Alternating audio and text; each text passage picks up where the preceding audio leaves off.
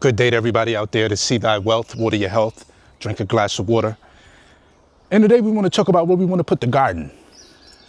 So today, well, not just today, but we're going to put the garden over here in this section. This whole section over here, we're going to put the garden that's going to be used for me. And when I want to come outside and grab some lettuce, some tomatoes, whatever I want to grab, that's right here. That's the immediate garden right here. Boom. Then we'll move our way out in regards to cleaning all of this up. Now with the major garden, we're going to take that to the back here. My guy Byron, he seems to think that back here is the best place to put the garden. Now, as you know, I'm right across this from the mango trees.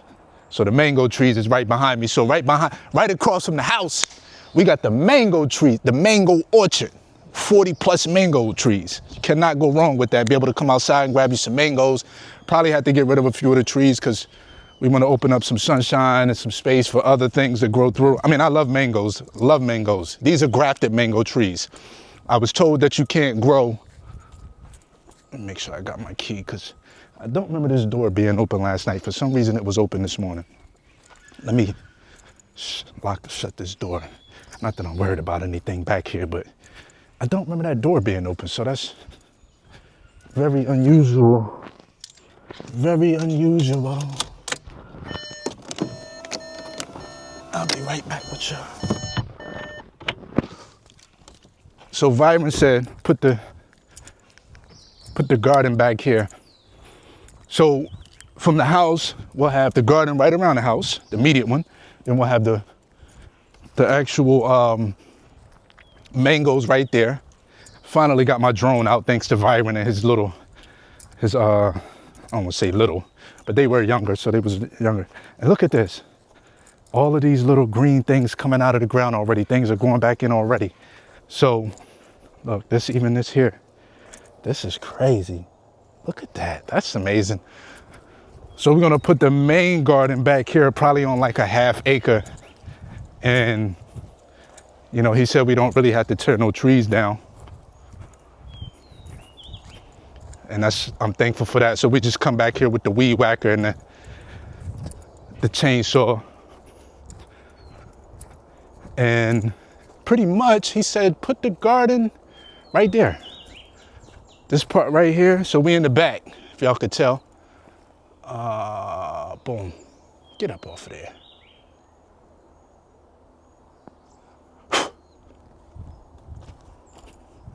So if y'all could see, he was saying like pretty much from this tree right here.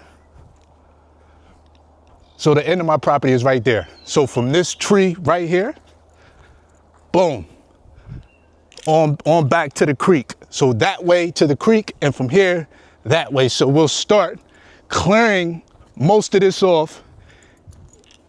All of it off, clear all of this off, not clear to the point where we're demolishing all the trees. No, we'll leave all the major trees like the Cahoon palms, but everything else, these little straggler joints, they got to go. Look at this. Cracks in the ground like that. I wonder why it's like that. Dry.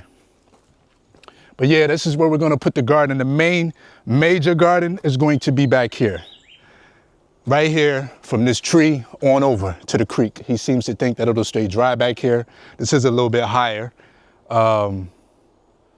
So from here on over, it's gonna be an incredible garden bed. I think the main thing that I'm gonna grow, I love callaloo. That's like it's like a green like spinach, but better.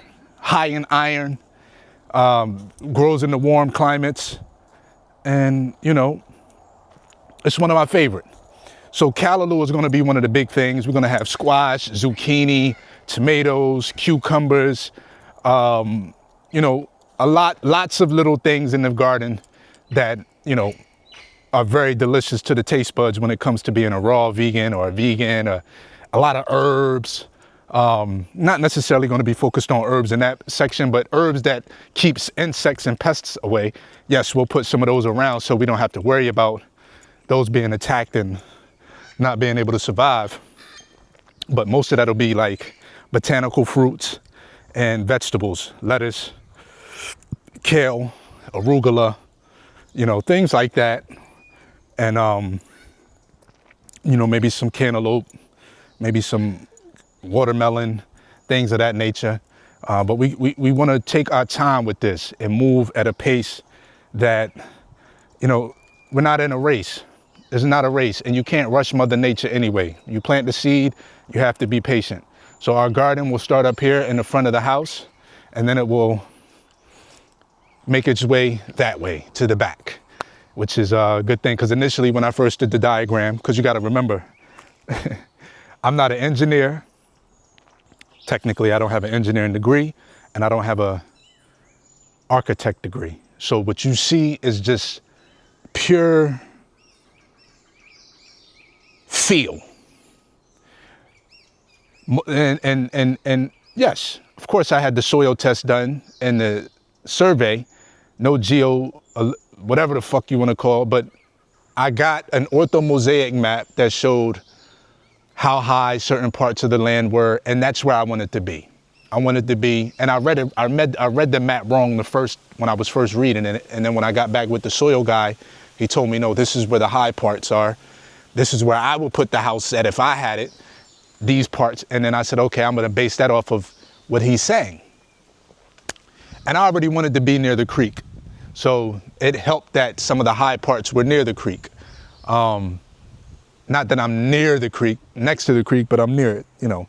Anyhow, what you see is not like a formal permaculture designer, a former engineer, architect, nobody that has I don't have those type. What you see is just what you get as far as feeling. I felt this is what I wanted, and I did some research in regards to like the high points of the land so I can make sure that my house is up high or higher, and we could put the gardens in places that are higher so they don't, you know, get flooded out when it's time to rain, because the rainy season is coming. Hasn't rained much since I've been here at all, just a few drizzles, but nothing major to where, I think when I first got here I had to use the windshield wipers, but so far nothing major. Anyhow, you guys have seen my garden. Those would be the major gardens. So that one right there and that one back there. You can grow so much in a small space. A half acre back there, I don't need no more garden than that, unless I'm trying to do a commercial thing. And right now it's all about feeding me and the people that I work with and the people that I fuck with that are close by here, which are none really right now. So, I mean, Byron, I've kind of gotten close to him in regards to like just trusting his work. And I feel like something can kind of grow there. But, you know, other than that, I don't know nobody here.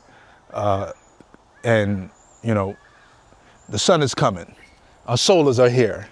You know, I just feel good, baby. Got to take this rental car back Monday, probably extend it for maybe one more week, 2 at the max. And then that week or 2, I'll move things in here, look for a car. I found a couple cars. I probably said that in another video, and start to attack that and get that, because I'm going to want a car. I already see that now. Anyhow, thank y'all for tapping in. Let me know what y'all think in regards to garden concepts. Let me know what y'all thinking of what y'all think I should plant.